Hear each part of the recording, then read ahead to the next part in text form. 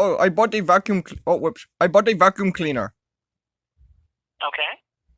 and it's making weird sounds. You see, Preview. Preview. it keeps saying preview. Preview? Yeah, yeah. Listen, Preview. see, it said it again. I don't know what's wrong with my vacuum. That's weird. It's What kind of very. vacuum is it? I don't know. It's really weird. I don't know. Stop that! Don't do that. Don't touch my bed. Sorry. No, it keeps saying preview.